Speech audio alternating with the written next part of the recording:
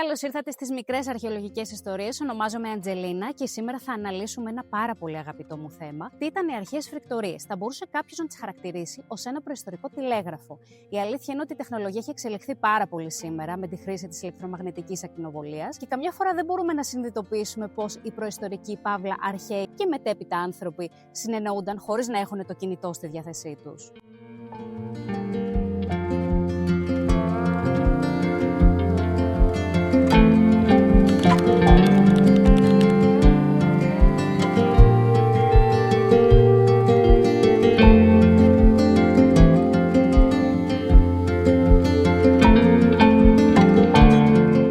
Βρίσκομαι σε μια πάρα πολύ ωραία τοποθεσία. Η αλήθεια είναι ότι είχα σχεδιάσει να πάω στα ερείπια της αρχαίας Φρικτορείας, που είναι στο ιστορικό Παρθένη, αλλά πήγα και επειδή ο καιρός ήταν πάρα πολύ άσχημο, συνέφιασε, άρχισε να βρέχει, οπότε μάζεψα όλο μου τον εξοπλισμό και ήρθα στην εκκλησία του Αγίου Αθανασίου, εδώ πέρα στο χωριό μου, μια πανέμορφη τοποθεσία. Τώρα, βέβαια, ξαναβγήκε ο ήλιος, οπότε θα συνεχίσουμε το βίντεό μας από εδώ πέρα.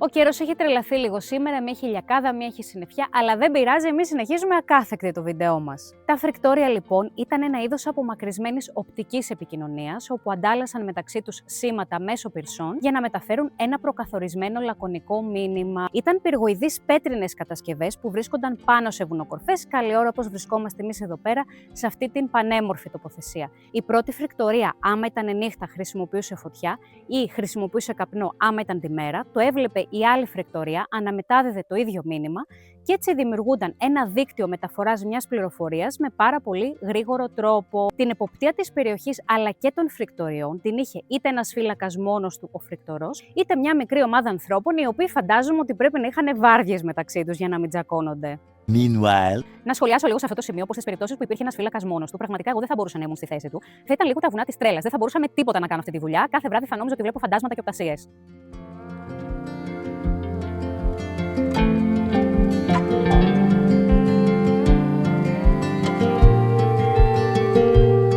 Η χρήση της φωτιάς για μετάδοση μηνυμάτων στον αρχαίο κόσμο κατήχε εξέχοντα ρόλο, καθώς τότε δεν υπήρχε εκμετάλλευση της ηλεκτρομαγνητικής ακτινοβολίας, δηλαδή τεχνολογία που εμείς γνωρίζουμε σήμερα. Τότε η δυνατότητα υπήρχε μέσω της φωτιάς και άνθρωποι έφτιαξαν τις φρικτορείες για να εκμεταλλευτούν ακριβώς αυτό το πλεονέκτημα. Τα παραδείγματα είναι πάμπολα στην αρχαία ελληνική γραμματεία από τον Ηρόδοτο, τον Απολώνιο τον Ρόδιο, τον Πλούταρχο. Ο Θουκυδίδης συγκεκριμένα αναφέρει ότι άμα θέλαμε να ειδοποιήσουμε ότι ερχόταν ένας φίλος, υψώναμε απλά τον πυρσό, και άμα θέλαμε να πούμε ότι ερχόταν ένας εχθρός, το κουνούσαμε δεξιά-αριστερά. Αυτό το έχουμε δει πάρα πολλές φορές στις ταινίες, η αλήθεια είναι. Ένα ακόμα παράδειγμα της αρχαίας ελληνικής γραμματείας αποτελεί και ο Αισχύλος, ο οποίος ονομάζει ως εφευρέτη των φρικτοριών τον Παλαμίδη. Δεν ξέρουμε κατά πόσο στέκει ιστορικά, γιατί φαίνεται ότι αυτή η τεχνολογία χρησιμοποιούνταν παλαιότερα. Ξέρουμε σίγουρα ότι χρησιμοποιούνταν ήδη από την ύστερη εποχή του Χαλκού, αυτό σημαίνει δηλαδή τα γεγονότα που γίνανε στον Τροικό Πόλεμο. Ο Αισχύλος πάλι στην τραγωδία του Αγαμέμνονας μας αναφέρει ότι τα νέα για την πτώση της Τρίας στην Ελλάδα ήρθαν μέσω των φρικτοριών. Και επειδή βρισκόμαστε εδώ πέρα στην Εύβοια, το μήνυμα πρωτοήρθε εδώ πέρα από την αρχαιολογική θέση που ονομάζουμε σήμερα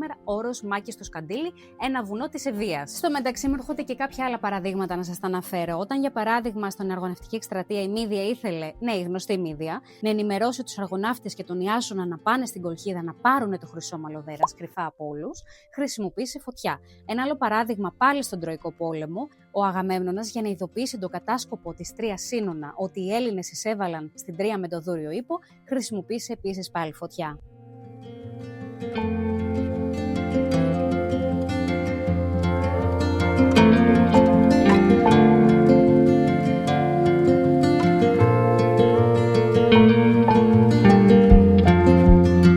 Η τεχνολογία των φρικτοριών με τη χρήση της φωτιάς μας δείχνει την ανάγκη του ανθρώπου για συνεχόμενη εξέλιξη και πώς έστειβε το μυαλό του να βρει νέους τρόπους να εξελιχθεί τεχνολογικά για καλύτερη ποιότητα ζωής. Για να κατανοήσουμε λίγο την τεχνολογική εξέλιξη των φρικτοριών και τη λογική του ανθρώπου πίσω από κάθε προσθήκη και αλλαγή που έκανε, θα πρέπει να δούμε ένα ιστορικό χρονοδιάγραμμα αυτής της τεχνολογικής εξελίξεως. Δηλαδή, να ξεκινήσουμε από την προημότερη μορφή μιας φρικτορίας, να ταξιδέψουμε λίγο ελληνιστική εποχή, να δούμε ποιες προσθήκες και ποιες μετατροπές έγιναν, να σταματήσουμε στη Βυζαντινή Βυζαντινή εποχή, στον 9ο αιώνα μετά Χριστόν, στο Λέοντο το μαθηματικό, με το γνωστό σε όλους ορονόμιο. Πότε σιγά σιγά μετέπειτα η φωτιά άρχισε να εγκαταλείπεται ως μέσο επικοινωνίας, μετά εισήλθαν τα σήματα Morse, τηλέγραφος, ηλεκτρομαγνητική ακτινοβολία και έχουμε φτάσει σήμερα να μπορούμε να επικοινωνούμε στο άψες βήσε. Και να κάνω μια παρένθεση, αξίζει να σημειωθεί στο ιστορικό χρονοδιάγραμμά μας για την τεχνολογική εξέλιξη των φρυκτοριών. Τι μας παραδίδει ο ιστορικός Πολύβιος, ο οποίος αναφέρει την εφεύρεση της πυρσίας από τον Κλεόξενο και τον Δημόκλητο, που ήταν ουσιαστικά ένα σύμπλεγμα πυρσών, που αργότερα κάνανε κάποιες τροποποιήσεις για ευκολότερη κωδικοποίηση του μηνύματος.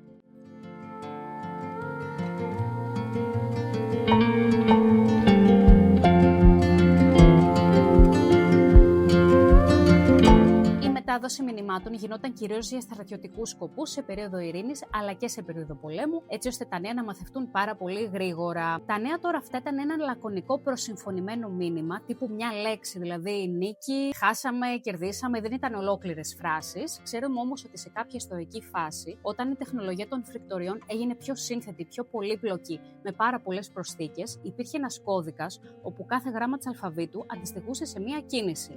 Όπως συμβαίνει με όλες τις τεχνολογικές εξελίξεις, πάντα υπάρχουν θετικά και αρνητικά. Στη συγκεκριμένη περίπτωση, οι φρυκτορίες είχαν αρκετά αρνητικά. Ένα από αυτά, όπως καταλαβαίνετε καλή ώρα, είναι οι καιρικές συνθήκες. Όσο καλά προετοιμασμένος κι αν είσαι, γιατί άλφαν τους πυρσούς με ρετσίνη, αν χιονίζει, αν έχει έντονη βροχόπτωση, είναι πάρα πολύ δύσκολο να μεταδώσεις το μήνυμα στην άλλη πλευρά.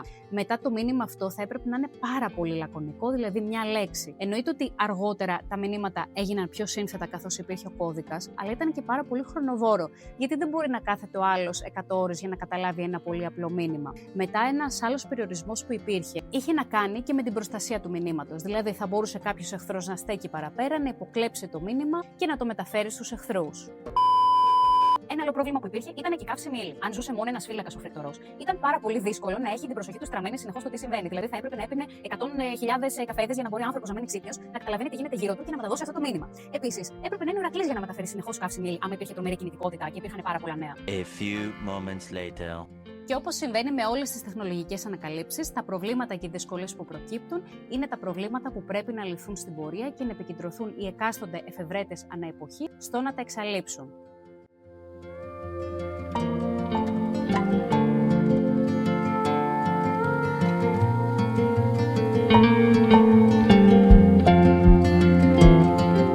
Η τεχνολογία των φρυκτοριών δεν φαίνεται να εγκαταλείφθηκε ποτέ. Στη Βυζαντινή εποχή πολύ απλά άλλαξαν όνομα και ονομάστηκαν καμινοβίγλες. Εντάξει, ξέρω, είναι λίγο αστείο αυτό το όνομα. Η τεχνολογία τους ήταν πολύ πιο εξελιγμένη από εκείνη των αρχαίων φρυκτοριών και ήταν πολύ πιο σύνθετες κατασκευές και στον τρόπο μετάδοσης μηνυμάτων αλλά και στην οργάνωσή τους γενικότερα. Οι βυζαντινές καμινοβιγλίες ή καμινοβίγλες ήταν πάρα πολύ σημαντικές για τη διασφάλιση της προστασίας της Βυζαντινής Αυτοκρατορίας. Αυτό είναι ξεκάθαρο μέσα από τις μεσαιωνικές πηγές. Ο Αυτοκράτορας Νικηφόρος Φωκάς μας αναφέρει στο πολεμικό σύγγραμμά του τον εξέχοντα ρόλο που κατήχαν στην προστασία της Βυζαντινής Αυτοκρατορίας αλλά και των συνόρων της. Ένα άλλο παράδειγμα που έχουμε για τη Βυζαντινή Αυτοκρατορία μας το δίνει ο ιστοριογράφος Προκόπιος, που ήταν ο επίσημος ιστοριογράφος του Αυτοκράτορα Ιστονιανού και της Θεοδόρας. Βέβαια, μέχρι να γράψει εκείνον το λίβελο, γιατί δεν ξέρουμε τελικά κατά πόσο το συμπαθούσε. Όπως και να έχει όμως το πράγμα, ο Προκόπιος μας γράφει ότι η Θεοδόρα, για να ειδοποιήσει τον στρατηγό Βελισσάριο ότι έγινε η στάση του Νίκα, χρησιμοποίησε φωτιά. Και το πιο χαρακτηριστικό παράδειγμα για το πώς χρησιμοποιούνταν οι καμινοβιγλίες στη Βυζαντινή Αυτοκρατορία, έχουμε την οπτική σύνδεση που υπήρχε μέσω των καμινοβιγλίων από την Ταρσό της Μικράς Ασίας έως το παλάτι του Φάρο της Κωνσταντινουπόλεως.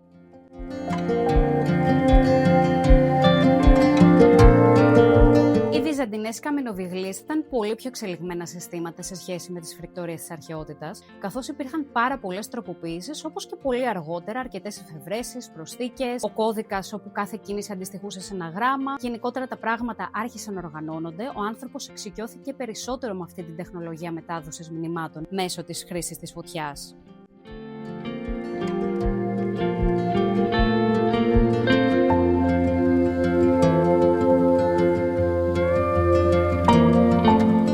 Το Το παράδειγμα των φρικτοριών μας δείχνει πόσο σημαντική ήταν η φωτιά σε όλη την ιστορία της ανθρωπότητας, μέχρι και σήμερα, έτσι. Τη χρησιμοποιούμε για να μαγειρέψουμε, για να ζεσταθούμε, για να καλλιεργήσουμε, για να μεταποιήσουμε μέταλλα. Άμα δεν υπήρχε φωτιά, δεν θα υπήρχε ούτε εποχή σιδήρου, ούτε εποχή χαλκού, ούτε καν το κινητό αυτή τη στιγμή που τραβάω αυτά τα πράγματα για να σας τα μεταδώσω. Βλέπουμε λοιπόν ότι μέσα από όλα αυτά τα παραδείγματα πόσο σημαντική ήταν η χρήση της φωτιάς. Θα πρέπει να ευχαριστούμε τον Προμηθέα γι' αυτό που διακινδύνευσε και στο τέλος κατέληξε στον Κάφκασο. Την ξέρετε νομίζω όλη αυτή την ιστορία. Η σημερινή εποχή, όπως βλέπετε, έχει αλλάξει πάρα πολύ. Έχουμε εξελιχθεί τεχνολογικά, δεν υπάρχουν πλέον οι φρικτορίες για να μπορέσουμε να μεταδώσουμε μηνύματα μεταξύ μας. Δεν ξέρω τώρα, άμα γίνει κάποιο φλας του ήλιου, ίσως καταλήξουμε στο τέλος εκεί πέρα.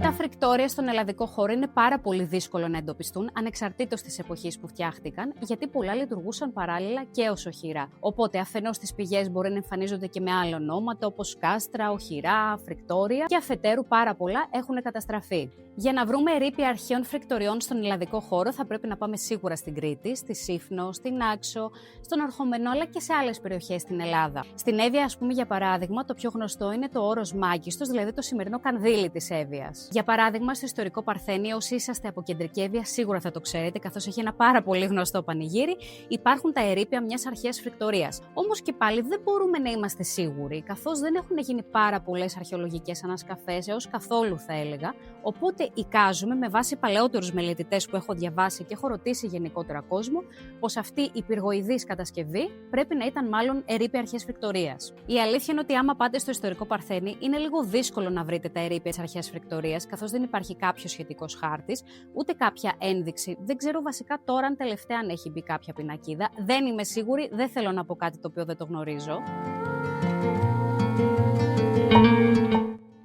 Η αλήθεια είναι ότι οι ευωικές έρευνες έχουν μείνει στάσιμες για πάρα πολλά χρόνια, καθώς οι άνθρωποι οι οποίοι ασχολήθηκαν σήμερα δεν βρίσκονται πλέον στη ζωή. Και έτσι, όπως πάει γενικότερα η αρχαιολογική έρευνα, μας είναι πάρα πολύ δύσκολο να ξαναανακαλύψουμε πράγματα και να τα αναθεωρήσουμε. Θα ευχηθώ λοιπόν στο μέλλον για περισσότερες έρευνες και να συμπληρωθεί η λαογραφία, ιστορία και ο πολιτισμός της Εύβοιας.